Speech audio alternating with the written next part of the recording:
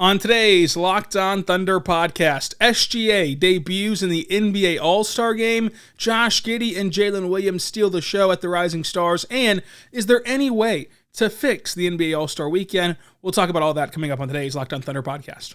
You are Locked On Thunder, your daily Oklahoma City Thunder podcast. Part of the Locked On Podcast Network, your team every day.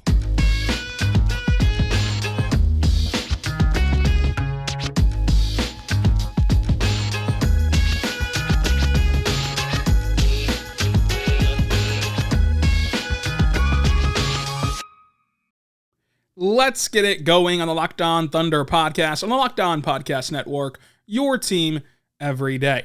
I am your host, media member and editor-in-chief over at thunderousintentions.com, Rylan Stiles. You can follow me on Twitter at Rylan_Stiles. Follow the show on Twitter at LOThunderPod. Email the show, LOThunderPod@gmail.com. On today's show, brought to you by PrizePicks, we're going to dive into the Oklahoma City Thunder weekend at the NBA All-Star Weekend with SGA making his debut in the All-Star Game, but not getting a ton of minutes. But the Thunder did steal the show on Friday night, and what it was like covering this event in Salt Lake City, Utah. So a lot to get into today. Thank you so much for making us your first listen every single morning, every single day. We're here for you talking Thunder basketball. We will make up those episodes that we missed on Monday and Tuesday, but because the traveling from Utah was just crazy. But we're back today talking Thunder basketball. Let's start with SGA. And so Shai makes his All-Star debut as a first-time All-Star, and he had a nice weekend. First, he's showing up on Friday night at the Rising Stars event to support Josh Giddey and Jalen Williams. They both mentioned how important that was for them to see him courtside and to see him supporting them. So I asked SGA on Saturday at practice what that meant for him to be there and to support his guys at the Rising Stars, and he said that at this point in their career, support is a big deal, and that he wanted to be there to watch them play basketball. And then on Sunday, he just shows up to All-Star wearing this fur coat with this Louis bag, and the outfit was everything that you could imagine. This was after, on Saturday night, that he showed up to the Saturday night events wearing a Oklahoma City-themed jacket with the Thunder logo on the back of it and the state flag on the side of it, and it was just everything Oklahoman. And he said that he had that jacket for a couple of years now, but knew he didn't want to wear it until he became an All-Star, and he pulled it out the exact perfect time because it was an awesome-looking jacket. But going into this game, he only plays 9 minutes of action in this one. Gets 9 points, 7 assists, 2 rebounds, 4 for 5 shooting in this one. His first bucket as an All-Star was a sidestep 3, and LeBron James blocked his first dunk/shot attempt, and that was the only miss of the night, was LeBron James blocking that dunk. And I think that playing the lack of minutes was frustrating for Thunder fans, and was frustrating, of course, in general, but it's kind of typical with first-year stars and first-year All-Stars that don't get a ton of run. Whenever you look up and down that box score of guys like Jaren Jackson, Sabonis only played 2 minutes more than he did. Like the minutes just were not granted to SGA, and he still made a huge impact in what minutes he was given in this game, which I thought was very good for him to put on a show whenever he was on the floor. But afterward, SGA caught fire with his press conferences, and I'm not one of them is just for a ridiculous sentiment, like the one where he says that LeBron James was playing no type of defense, but then whenever I tried to dunk, I got blocked. I got something for him later on. Like that, the fact that is creating headlines among Laker fans is stupid, because we cannot bash players for not having any competitive fire, and then whenever a player does show competitive fire, just say, well, don't do it that way. Like you can't have that kind of competitive fire. And it's just he was smiling. Like it was not anything like to be disrespectful to LeBron James or anything. It was just in a kind of an answer in the heat of battle, I guess you could say. And then the second thing was he was asked about how to fix the All-Star game and how to improve it. And he said money talks. And people didn't listen to the full quote. People kind of ran with that. But the money talks clip, while talking, and wearing a fur coat and having a Louis bag with nothing in it next to you, like it just did not have the best optics for like the national media, and they just ran with it. I mean, it caused a huge fire. And I'm not sure that that's right either. Like, I'm not sure that like money does fix the All-Star game, because at what point do you just have enough money where getting paid a couple $1 million to play in the All-Star game would not make you want to win it? Like, would not incentivize you to win the game? Because if it's just for making the All-Star team, like they already make the All-Star team and want to make the All-Star team. But like, it's the fact about wanting to win the All-Star game that is lost now, where they're just not even trying to compete and trying to win. And I'm not sure that you can ever fix that. I'm not sure you can ever make them want to win or want to compete for wins in an exhibition game. Because what's the incentive? Even monetarily, I don't think that would fix anything. It's just an exhibition. And I think that we should just take it for what it is. And part of that is the marketing fault of the NBA, which they're marketing this as it's all the best players in the world sharing the same floor, and you're going to get this great product that you're just saying, only it's going to be just two mega star teams. But part of it is also our own expectations. Like, you should go into, Sunday's event. You should go into the All-Star game just wanting to see cool things happen. Like, just wanting to see Dame's half-court shot, and wanting to see LeBron do a self-alley-oop, and wanting to see, Tatum and Jaylen Brown play one-on-one for 2 possessions. Like, you should just go into it wanting to see the highlight stuff and not necessarily wanting to see close competitive basketball. I mean, there's only a handful of moments that stand out. Like, if you really want to sit back and wonder, right, when did this game ever have competitive juice to it? Like, the one example that sticks out to me was, I remember the first year of the Elam ending, with all the emotion that was tied to the Elam ending and the Kobe Bryant stuff, and having the target score of 24. Like, that ending sequence, right, that race to 24 in that fourth quarter. That was competitive, and that felt like it had some juice to it for an All-Star game. Like, both sides really wanted to win. But other than that, I am hard-pressed to find an All-Star game where it felt like teams wanted to win. Now, did they play with more effort than they played with on Sunday before? Probably. You could probably say that. But not by much, or not by much at all. And so I'm not sure there's a fix to All-Star Week. I'm not sure there's a fix to the All-Star game. I'm not sure that it needs a fix. Like, you go there to see Dame jack up a half-court shot and nail it. Like, you go there to see LeBron throw himself a self-alley-oop, and you go there to see these wild plays. You're not going there for playoff-level basketball. And especially when we're talking about a sport in which they don't try all that much in the regular season. Why would they try in the All-Star setting? And especially in a sport where playoffs and championships and everything rules all, and you're judged by how you can win in the playoffs, because even if you rack up a ton of great numbers in the regular season, eventually you do that 2 or 3 times without playoff success, and then we turn the table on you and say, well, you're not actually that good of a player because you can't win the playoffs. So then why would you go out there and risk possible injury in an exhibition game? It just doesn't make sense. It just doesn't. So I'm not sure there's a fix for All-Star. Obviously, the SGA quote, look, could he have not said money talks? Fine, like, sure. But I'm not going to hold that against the guy that's never really had any sort of controversy about any of his press conference answers before. I'm not going to start now. And he said he had a lot of fun. He said it was a great exhibition. Said it was a great time and a huge honor. So we shouldn't really stop there of, like, he wasn't trying hard. He was trying hard. He wanted to play him more. The coaches didn't play him more.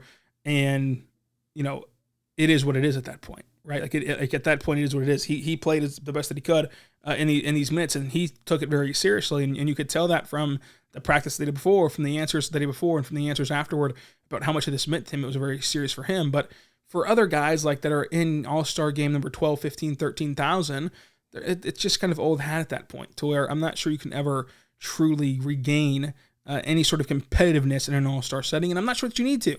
I'm really not sure that you need to. It's cool enough on its own. We'll talk about our good friends over at PrizePicks right now, but coming up, we're going to talk about Jalen Williams and Josh Giddey and how good they were at All-Star Weekend. So, starting right now, let's talk about our good friends over at PrizePicks. PrizePicks.com is incredible. Go to the app or the website, PrizePicks.com, or the PrizePicks app. Download for free. And whenever you're a first-time user, you get 100% deposit match up to $100 with the promo code LOCKEDON. That's code LOCKEDON for 100% deposit match up to $100. So what PrizePicks is daily fantasy made easy. It's just you versus the projected numbers. You do not need to go out there and search for, and play against any of these sharks that do this for a living and that have these incredible, advantages on you. It's just you versus projection numbers. So you sit back and you watch the game against the Jazz, for example, and you predict, will SGA have more or less points than 25.5? And if he scores 26 points, you win. If he scores 24 points and you bet over, you lose. And that's all there is to it. Like, there's no other rhyme or reason to it. It's just you versus the projected numbers. You go in there, study, see the trends of what teams are going to do and what players do, and then you guess if they're going to get more or less points or rebounds or assists. You can pick 2 to 6 players. You can even do cross-sport entries, so you can guess the over on Jalen Wilson points at Kansas and the under on, say, Lauri Markkanen points against OKC on Thursday. You can do all that over at PrizePicks.com. Promo code LOCKEDON. That's PrizePicks.com. Promo code LOCKEDON. And get 100% deposit match up to $100 when you use our code LOCKEDON at PrizePicks.com.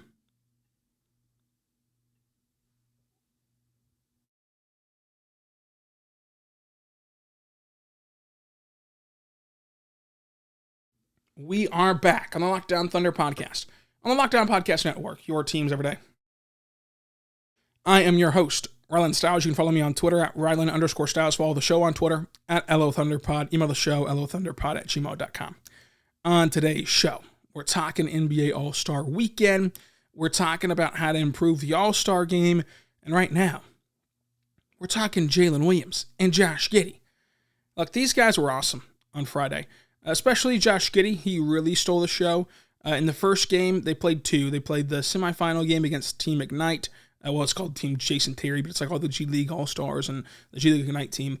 And Josh Giddey puts up 3 points, 6 rebounds. 3 points, 6 assists, 3 rebounds. He was loving feeding Evan Mobley. The TNT crew was loving everything Josh Giddey was doing. He was mic'd up even, so he was mic'd up while he's throwing these amazing passes. It was awesome to see TNT give the Thunder Rising Stars a lot of credit and the Thunder team a lot of credit. It's like I went back and watched it. Obviously, I was there. I couldn't hear the TNT crew in real time, but everyone was blowing up my mentions and DMs and everything about how great that TNT was talking about the Thunder. So I went back and watched it. They were very high on Josh Giddey, very high on OKC, speaking glowingly of them, and for good reason. Josh Giddey played really well. 3 points, 6 assists, 3 rebounds. Jalen Williams played really well as well. 4 points, 5 rebounds, 2 assists, 2 steals. That is just a J-Dub game. Remember, these are games that are going to a 40-point target score in game 1 and a 25-point target score in game 2. So when you adjust these numbers to what it would be in a real full-time game, they're playing at a very high clip. In game 2, we actually got the 2 best teams, I think. Team Pal and Team Noah, I think, had the 2 best rosters, and they were the 2 teams that made it to the championship game. And then game 2, Josh Giddey and Jalen Williams are on Team Noah. They fell by 5 points to a target score of 25, but still, Josh Giddey played well. 2 points, did not miss a shot in either of the 2 games. It was 5 points, 3 rebounds, 1 assist. J-Dub had 2 points, 2 assists, and a rebound, and they lost by 5. Jose Alvarado was the Rising Stars MVP. I think that the thing that this really showed us was just how good that Josh Giddey's going to be when you give him a big man, and when you give him a big man like Evan Mobley, which the Thunder kind of have in Chet Holmgren. And even SGA was asked about this, about whenever you're watching, he talked about how he was sitting back and watching Josh Giddey play and watching J-Dub play, because usually he's on the floor with them. When you're watching Josh Giddey play with Evan Mobley, does that kind of make you think about the future and think about Chet Holmgren? And he mentioned that was a good question, that, now thinking, they talk about that often, of what it's going to look like whenever Chet Holmgren is back. And now looking back on that game, that's a good catch of, how Evan Mobley and Chet's game kind of mirror each other. Of course, Chet's a much better shooter than Evan Mobley is, but just the sheer big man nature of adding someone that can be fed by Josh Giddey on the pick and roll and fed by Josh Giddey going to the rim is a huge deal. And I think that on Friday night, you really got to see everyone give the Thunder their flowers and give the Thunder the attention that they deserved. And now you get ready for we'll call it a second half. I know mathematically it's not a second half, but a second half run where everything's right in front of you. This is all out there for the taking. You play the Jazz 4 times. You play the Suns 4 times. You play mainly Western Conference teams. There's only 4 games left against the Eastern Conference. And I asked I asked Jalen Williams and SGA about if Friday changes their mindset at all about playing the Jazz and about having a game where, hey, we're in the playoffs right now. If the season ended today for some reason, the Thunder are in the playoffs. Like, does it change whenever you can look at that and say, we are right there, and now we're playing the team that's chasing us in the standings? And they both mentioned how, they want to keep the same mindset, but that every game is important. That they need every game from here on out to make the play-in. And I think that it's going to be an awesome test for them. We talk a lot about how these games are growing experiences and developmental experiences. This is also a time where they can grow and develop of how they handle playing games of consequence and playing games where they're being hunted at this point. Like, they're in one of the 10 spots. And the Lakers don't want to miss the playoffs. Like LeBron mentioned how these are some of the most important games of his career that are remaining in the balance to see if he can make the playoffs with this team. Like, the Lakers don't want to miss the playoffs. The Jazz, have came this far that they probably want to make the playoffs, obviously. Not that they're kind of in a more similar boat to the Thunder where it wouldn't be detrimental, so to say, to miss the playoffs. But nonetheless, as competitors, you want to make the playoffs, especially whenever you have the fate of your season in your own hands. Like, it's all up to you at that point whenever you get to face off with these teams in the standings so often. But like, you're no longer this up and coming, you're still an up and coming team, but you're no longer this kind of like catch a team by surprise type of team. Like, you are one of the teams that occupy a spot that's heavily sought after. That flip of a switch happens for other teams, but also has to happen for the Thunder. Like the Thunder also have to go into these games knowing, hey, we're not going to catch these guys off guard. Like, they're going to be ready for our best shot. They're going to be ready for what we bring to the table. How do you react whenever teams start to game plan for you? When teams start to not roll over against you, how do you react at that point? So, like, this is going to be an incredible time to watch this team learn and grow. And it could end with a massive success. It could end with them kind of sliding back in the standings a little bit and then needing to regroup in the offseason, which is perfectly fine and perfectly great. Like, that's why this season is so house money for OKC. But it's going to be a developmental purpose, nonetheless, either direction that it goes into for these two teams. So it's exciting stuff. And the All-Star weekend was great. It was great to see the Thunder get put on that platform with Josh Giddey, who showed up in that blue coat that was inspired by Justin Bieber. J-Dub, I got to put his kind of personality into the mainstream, and he was at the Adidas Hoop House commercial and Adidas Hoop House event that he went to. So, like, all these guys got to do other events as well, not just basketball. Josh Giddey had a Foot Locker meet and greet. SGA had I believe it was an Amex meet and greet as well for Josh Giddey on Saturday. But like, these guys got to do a lot of fun stuff in Utah and in Salt Lake City, kind of being around the sport of basketball, which was awesome for them. And you could see how tight-knit they are and how important that the leadership aspect is for SGA and for Josh Giddey and these youngsters, and how as a group, like even the guys that weren't in All-Star Weekend were posting on Instagram about them, posting on social media about them, about how proud or excited or whatever they were of their teammates, which was great to see as well. Coming up, we're going to talk about what it was like to be at All-Star Weekend, what it was like to cover this event, and my experiences in Salt Lake City, Utah, which was a lot of fun, actually. So we'll talk about all that coming up. But first, I want to say right now, our good friends over at Built Bar. Built Bar is a fantastic protein bar that tastes just like a candy bar. Go to BuiltBar.com. Use the promo code LOCK15. Get 15% off of your next order. Folks, you can find Built Bar at Built.com. You can also find Built Bar at Walmart and at Sam's in the pharmacy section. What Built Bar is a protein bar that tastes like a candy bar. You can find them in great flavors. They're all covered in 100% real chocolate on the outside. They all have 130 calories and loaded with protein. You can use them pre-workout or post-workout or as a meal replacement or as a snack. They have great flavors. My personal favorite that is there all the time is cookies and cream. But you can try any of them that you want, including the brand new limited edition Animal Cracker Cookie. Wow, I'm ordering that this second right now. Animal Cracker Cookie Built Bar sounds fantastic.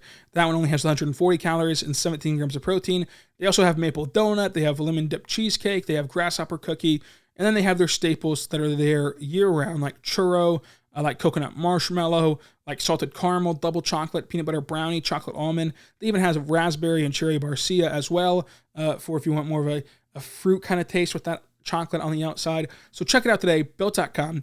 Promo code LOCK15, 15% off of your next order at Built.com.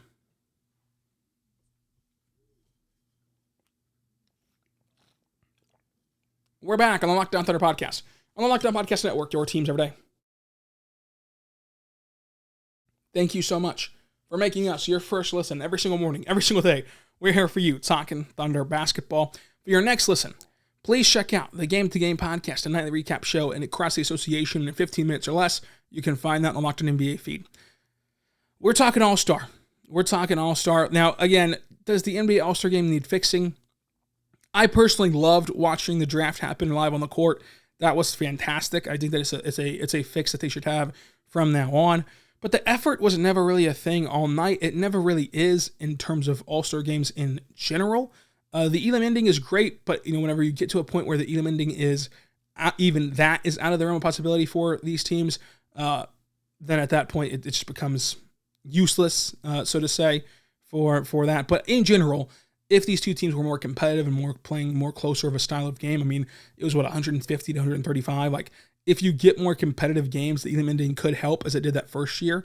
But you just have to go into it without expecting to see basketball. Just expect to see these guys as not gimmick, whatever you want to call it, like gimmick as in like see the Dame half court shot, see the LeBron alley-oop, see the John Morant baseline double clutch dunk in the full court, like see all these different things and not seeing ultra competitive basketball. And if you go into it that way, I think you'll be much more excited about it, and have a much better time watching it than anything else. But maybe I'm wrong. Maybe one day they could become competitive and could become actual basketball. I just don't see I don't see the initiative to or the want to by these players. But listen, it only takes one guy. Like it takes one guy to take this All-Star game super seriously and to try to embarrass the defender in front of him. And then it's time for whoever got embarrassed, like whoever got dunked on, so to say, to get back on the next end, and then that turns into 2 possessions, then 3, then 4, then 5, and then all of a sudden you have a really good game because nobody wants to be embarrassed. Nobody wants to give effort, but if you're gonna not give effort and then get dunked on down low, then you want to get back that guy that tried to dunk on you. So then it turns into this whole thing. So maybe that's how you fix it. It's just one guy comes in who isn't gonna follow along with the whole no defense thing, and then embarrasses somebody, and then it all spirals from there. But we'll see. But as far as my time in Salt Lake City, listen, this was a huge honor, a huge blessing to be able to be out there and cover this event. It's all thanks to you listening to this podcast right now. If this podcast was not successful or was not, having listeners and did not have you supporting me, I wouldn't have been able to go. So it's literally all thanks to you. So I wanted to put that on the front end. The event itself, though, was incredible. Flew out of OKC on Thursday morning following Wednesday night's Rockets game. And I flew out with Andrew Schlecht of The Athletic, Clemente Amanza of Thunderwire, and then also on the flight was Dave Bliss and KJ Martin, who of course was in the dunk contest. I felt bad that he didn't win. I wanted KJ Martin to win. That way I could be on the same flight as the dunk contest champion, but it was still cool that he was on the flight in general. Dave Bliss was there working on the flight Thursday. We landed in Salt Lake City, went and got the credentials, went and checked into the hotel, and then went to the FanFest event, which I thought was really awesome. The FanFest event had a lot of food trucks, and it had photo opportunities, and it had games you could play, and a lot of fun stuff to go to and to see. And the best thing that we did on Thursday was go to Josh Giddey's meet and greet at Foot Locker, Foot Locker is what it's called. So he was there. The fans came in, got a picture with him, took autographs with him. You can see all the posts on my Twitter account of what his FanFest or what his locker room meet and greet was like.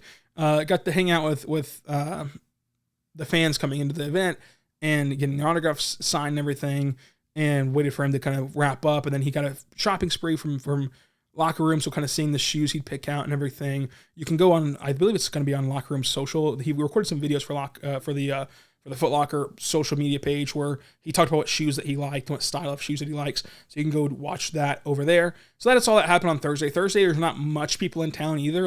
A lot of the guys didn't get there until Friday morning or for Friday afternoon. So Friday morning, we made a mistake on Friday morning. We woke up, and by we, I mean Joe Mazzano of the Oklahoman, Andrew and Clemente and myself. We woke up with the All-Star practice at 6 a.m. Little did we know that the 6 a.m.